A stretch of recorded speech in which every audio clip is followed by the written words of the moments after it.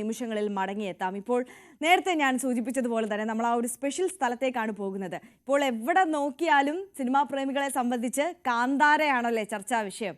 Kantara chapter 1 Rishabh ഷെട്ടിയുടെ കളരിച്ചുവടുകൾ ഇതിനകം തന്നെ കയ്യടി നേടിക്കഴിഞ്ഞ വിഷയമാണ്. ഋഷഭ് ഷെട്ടിയെ ഈ ചുവടുകൾ പഠിപ്പിച്ചത് ഒരു മലയാളിയാണ്. അത് നമ്മൾ എത്ര പേർക്ക് അറിയാമായിരുന്നു എന്നുള്ളത് ഒരു ചോദ്യമാണല്ലേ. എന്തായാലും ആ മലപ്പുറം ചെമ്മലശ്ശേരി സ്വദേശിയായ വിപിനാണ് ഋഷഭ് ഷെട്ടിയുടെ ആശാൻ എന്ന് പറയുന്നത്. അപ്പോൾ ചെമ്മലശ്ശേരി ആത്മാ കളരിയിൽ നിന്നും വിപിൻ ഇപ്പോൾ ന്യൂസ് 18നോടൊപ്പം ചേരുകയാണ്. വിപിനെ നമുക്ക് പരിചയപ്പെടുത്തുന്നത് CV അനുമോദാണ്. നമുക്ക് CV അനുമോദിലേക്ക് ആദ്യം പോകാം. Anumod, good morning. ഇപ്പോൾ ഞാൻ തുടക്കത്തിൽ സൂചിപ്പിച്ചതുപോലെ തന്നെ കാന്താര മാത്രമാണ് ചർച്ചാ വിഷയം. റെക്കോർഡുകൾ ഭേദിച്ച് തിയേറ്ററിൽ കുതിപ്പ് തുടരുകയാണ്. 5 ദിവസം കൊണ്ട് 366 കോടി ആ ഒരു റെക്കോർഡ് നേട്ടത്തിലേക്കൊക്കെ ഇതിനകം തന്നെ കാന്താര എത്തിക്കഴിഞ്ഞിരിക്കുന്നു. ദക്ഷിണേന്ത്യ ആകെ ചർച്ചാ വിഷയമായ ഒരു വലിയ ബ്രഹ്മാണ്ഡ ചിത്രം. ദക്ഷിണേന്ത്യയിൽ മാത്രമല്ല വടക്കേ ഇന്ത്യയിലും അടക്കം വലിയ രീതിയിൽ ചർച്ചയാകുന്നുണ്ട്. ലോക ശ്രദ്ധ തന്നെ ആകർഷിക്കുന്നുണ്ട് അതിൻ്റെ പ്രകടനവും എല്ലാം കൊണ്ടും. അപ്പോൾ ആ നായകനെ ഈ കളരിച്ചുവടുകൾ പഠിപ്പിച്ച ആള് നമ്മുടെ ഒപ്പമുള്ള നമ്മുടെ കൂട്ടത്തിലുള്ള ഒരാളാണെന്ന് അറിയുമ്പോൾ നമുക്ക് വലിയ സന്തോഷമാണല്ലേ. ഒരു മലപ്പുറംകാരനാണ്. എങ്ങനെയാണ് വിശേഷങ്ങൾ അനുമോദ്? ഹരിയ, good morning. ഈ കാന്താര റെക്കോർഡുകൾ ഭേദിക്കുമ്പോൾ അതിനോടൊപ്പം തന്നെ പ്രശംസ പിടിച്ചു പറ്റുകയാണ് ഞങ്ങളുടെ മലപ്പുറം ചെമ്മലശ്ശേരിയിലെ വിപിനും വിപിൻ്റെ സംഘവും. ഇതാണ് വിപിൻ ആണ് കളരിയിലെ ആശാൻ. ചെമ്മലശ്ശേരി ആത്മാ എന്ന കളരിയിലാണ് ഞാനുള്ളത്. കുഴിക്കളരി എന്നാണ് ഈ ഒരു കളരി അറിയപ്പെടുന്നത്. നമുക്ക് എല്ലാത്തിൻ്റെയും വിശദാംശങ്ങളൊക്കെ വിപിൻ പറയും. എന്തായാലും വിപിൻ ഈ കാന്താര കയ്യടി നേടുമ്പോൾ അതിനോടൊപ്പം തന്നെ പ്രശംസ പിടിച്ചു പറ്റുന്നത് കളരിമുറകളാണ്. സ്വാഭാവികമായിട്ടും ഇത്രയും ഒരു അംഗീകാരം കളരിയിലേക്ക് എത്തുന്നത് ഈ ഒരു കാന്താരയുടെ വിജയം വലിയ സഹായമാകുന്നുണ്ടല്ലോ. എങ്ങനെയാണ് അതിൻ്റെ ഒരു അനുഭവം?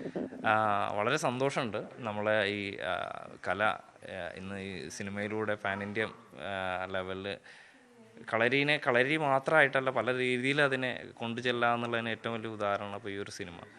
അത് കളരിയുടെ ഒരു പ്രത്യേകതയായിട്ട് ഞാൻ കരുതുന്നു. മാത്രമല്ല ഋഷഭ് ഷെട്ടി സാറുടെ ഒരു ഡെഡിക്കേഷൻ അതിൽ വളരെ വലുതാണ്. ഏകദേശം ഈ സിനിമയായിട്ടുള്ള വർക്ക് തുടങ്ങുന്നത് 2023 അദ്ദേഹം അതിന് രണ്ടാമത്തെ സിനിമയുടെ സ്ക്രിപ്റ്റ് വർക്ക് തുടങ്ങുന്നതിൻ്റെ കൂടി കളരിയും പരിശീലനം തുടങ്ങിയിരുന്നു. നേരിട്ട് വിളിക്കാറുണ്ട് അദ്ദേഹം. ഒരു ദിവസം ഞങ്ങൾ ഫോണിൽ വിളിച്ച് ഞങ്ങൾ നേരെ മംഗലാപുരത്ത് പോവുകയുണ്ടായി ഒരു ദിവസം. അതിനുശേഷം അങ്ങനെ അദ്ദേഹം കാര്യങ്ങൾ പറഞ്ഞു. ഇതൊക്കെയാണ് അപ്പോൾ എൻ്റെ അടുത്ത പ്രൊജക്റ്റിൽ ശരിക്കും പറഞ്ഞാൽ എനിക്ക് കളരീനെ ആവശ്യമാണ്. അതായത് കളരി അഭ്യസിച്ചുകൊണ്ടുള്ള ഫൈറ്റിംഗ് സീക്വൻസാണ് എനിക്ക് വേണ്ടത്. പൂർണ്ണമായിട്ടും ആ ഒരു സമ്പ്രദായ രീതിയിൽ വേണം പരിശീലനം. അല്ലെങ്കിൽ കളരിക്ക് വേണ്ടിയിട്ട് ആ ഒരു കുറച്ച് ദിവസങ്ങൾക്ക് വേണ്ടിയിട്ടുള്ള ഒരു തയ്യാറെടുപ്പ് ആവരുത്. പൂർണ്ണമായിട്ടും കളരി നല്ല രീതിയിൽ പഠിച്ച് അത് കൃത്യമായിട്ട് അതിൽ ഉപയോഗിക്കണം എന്നുള്ളൊരു ഇതുണ്ടായിരുന്നു. അങ്ങനെ ഏകദേശം 2 വർഷത്തോളം അദ്ദേഹം പരിശീലനത്തിന് വേണ്ടിയിട്ട് കളരി പരിശീലനം എടുത്തിരുന്നു. അതിനുവേണ്ടി അദ്ദേഹം അവിടെ ഒരു കളരി തയ്യാറാക്കി. അഭിനേതാക്കളെ കൂടി ഇത് പഠിപ്പിക്കുന്ന സാഹചര്യം വന്നല്ലോ. എങ്ങനെയായിരുന്നു ഒരു മാസ് ട്രെയിനിങ്ങിൻ്റെ? അത് നമുക്കിവിടെ ക്ലാസ് എടുത്ത മുന്നേ പരിചയമുള്ളതുകൊണ്ട് അത് വലിയൊരു ചലഞ്ചിങ് ഇതായിരുന്നില്ല. ഒന്നാമത് എല്ലാവരും ഒരുപാട് സമയം ഒരുമിച്ചാണ്. ഭയങ്കര ഒരു ഫാമിലി കാരണം 3 വർഷത്തോളം വലിയൊരു ജേണി ആയിരുന്നു. അപ്പോൾ അത്രയും കണക്റ്റായ ഒരു ടീമിൻ്റെ അടുത്ത് ക്ലാസ് എടുക്കുക ഒന്നും കൂടി ഈസി ആയിരുന്നു. പിന്നെ അവർ ഓൾറെഡി ഡ്രാമ ആർട്ടിസ്റ്റുകളാണ്. അവർക്ക് ഫ്ലെക്സിബിലിറ്റി ഉള്ളവരാണ്. അതുപോലെ ഡെഡിക്കേറ്റഡ് ആണ് എല്ലാവരും. നമ്മൾ പറഞ്ഞു കൊടുത്താൽ ചെയ്യാനായാലും അതെ. നമുക്ക് കുറച്ച് ഈസി ആയിരുന്നു പണി. പക്ഷേ രസമായിരുന്നു. നല്ലൊരു എക്സ്പീരിയൻസ്. അവിടെ കളരി സ്ഥാപിച്ചുകൊണ്ടായിരുന്നില്ലേ? അതെ. അവിടെ അതിനുള്ള ഒരു ഹോട്ടലിൻ്റെ സൈഡിൽ അവരിതുപോലെ മാറ്റെല്ലാം വെച്ച് നമ്മുടെ വെപ്പൺസ് എല്ലാം ഇവിടുന്ന് കൊണ്ടുപോയി. അങ്ങനെ അവിടെ ട്രെയിനിങ് തുടങ്ങി. 3 ആഴ്ച കോ ആർട്ടിസ്റ്റ്, അതായത് അതിൽ അഭിനയിച്ച ഒരുവിധം എല്ലാവർക്കും നമ്മൾ ക്ലാസ് എടുത്തിട്ടുണ്ട്. രണ്ടുപേരും കൂടി ഇതിൻ്റെ ഭാഗമായിരുന്നു അല്ലേ? ഗോപിയുടെ അനിയത്തി എങ്ങനെയായിരുന്നു ഗോപിയുടെ ഒരു? ആദ്യമായിട്ട് ഞാൻ ആശാൻ്റെ കൂടെ അവിടെ പോയി വിസിറ്റിങ്ങിന് വേണ്ടിയിട്ട്. പിന്നെ ട്രെയിനിങ്ങിന് ശേഷം അവർ തന്നെ പറയായിരുന്നു നമ്മുടെ ഈ മൂവിയിൽ ഉപയോഗിക്കുക എന്നുള്ളത്. വളരെ നല്ലൊരു എക്സ്പീരിയൻസ് ആയിരുന്നു. കാരണം അവിടെ ചെന്നപ്പോൾ കൂടെയുള്ള എല്ലാവരും ഒരുപാട് സീനിയർ ആയിരുന്നു. ഞാനവിടെ ചെറുതായിരുന്നു. പക്ഷേ ക്ലാസ് എടുക്കുകയാണെങ്കിൽ പോലും എല്ലാവരും നല്ല സപ്പോർട്ട് ചെയ്ത് അവരുടെ കോർഡിനേഷൻ വളരെ വലുതായിരുന്നു. അതുകൊണ്ട് ഒരു ബുദ്ധിമുട്ടുണ്ടായിരുന്നില്ല. ഇപ്പോഴും ഒരു സ്നേഹം എന്ന് പറയുന്നതിനധികം റെസ്പെക്റ്റാണ് അവർ തരുന്നത്. പ്രായം നോക്കാതെ നമ്മൾ പറഞ്ഞ് അനുസരിക്കുക അല്ലേ? അതെ. എന്ത് കാണിച്ചു കൊടുത്താലും അവർക്കത് ഭയങ്കര അത്ഭുതമാണ്. അതുപോലെ അതെന്തായാലും കിട്ടിയിട്ടുണ്ട്. അതുപോലെ തന്നെ എല്ലാവരും ഭയങ്കര ഹാർഡ് വർക്കിംഗ് ആണ്.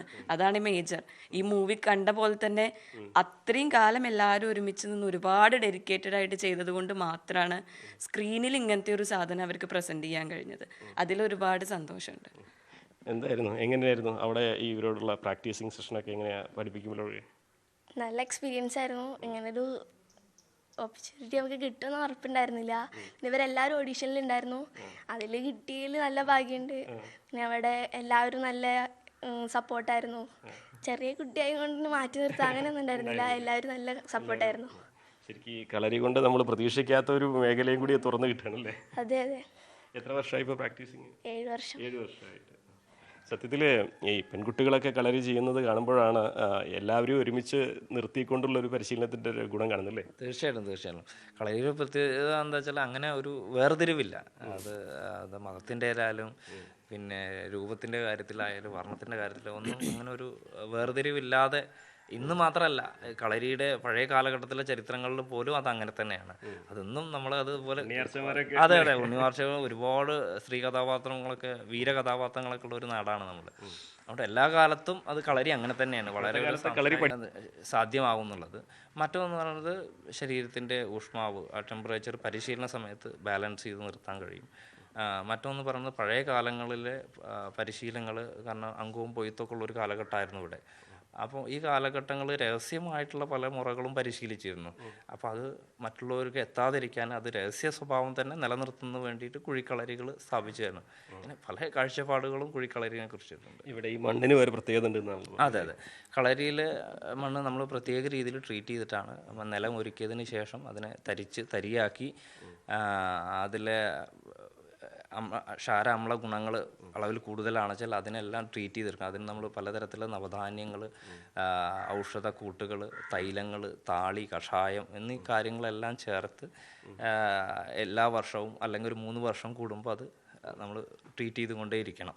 കാരണം ഇവിടെ പരിശീലിക്കുന്ന ആൾക്കാരെല്ലാം നഗ്നപാദങ്ങളാലാണ്, അല്ലെങ്കിൽ ശരീരം നിലത്ത് സ്പർശിച്ചുകൊണ്ടാണ്. അപ്പോൾ പല രീതിയിൽ നമ്മുടെ ശരീരത്തിൽ നിന്ന് വരുന്ന ടോക്സിൻ, പലവരും പല ആൾക്കാരാണ്, പലയിടത്തു നിന്ന് വരാം, പല രീതിയിലുള്ള അവരുടെ ശരീരത്തിലെ ടോക്സിൻ പുറത്ത് വരാൻ സാധ്യതയുണ്ട്. അപ്പോൾ ഭൂമിയിലാണത് പറ്റുന്നത്.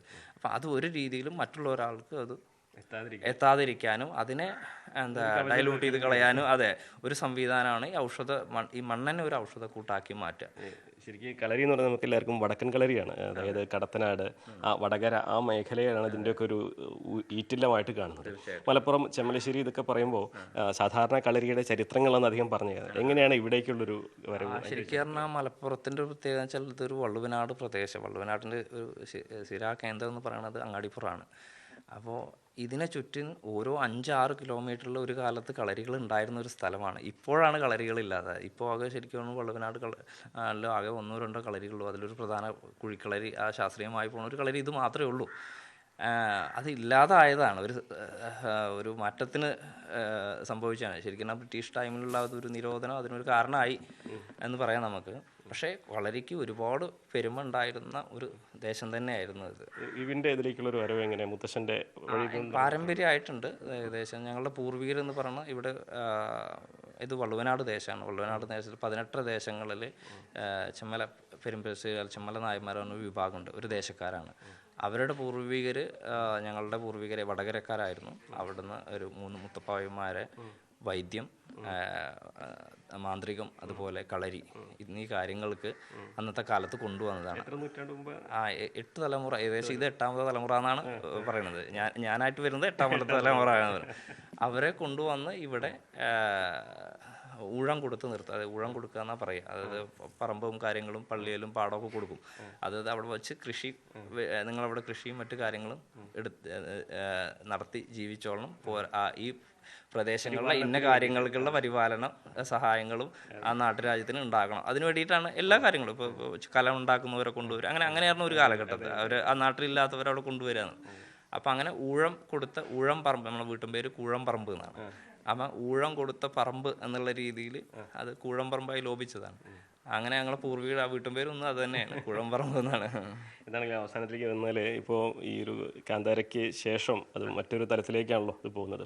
അവിടെ കളരി ആരംഭിക്കാൻ, കളരി സ്കൂൾ തുടങ്ങാനൊക്കെ ഋഷഭ് നിർദ്ദേശിച്ചെന്നൊക്കെ പറയും. ശരിക്കും പറഞ്ഞാൽ ഇങ്ങനത്തെ നമ്മളെ കൾച്ചറിനോട് വളരെ ബഹുമാനവും അത് നിലനിർത്തണം എന്നുള്ള അത് മുമ്പിലേക്ക് കൊണ്ടുവരണം എന്നുള്ളൊരു മനസ്സിലൊരു വ്യക്തിയാണ്.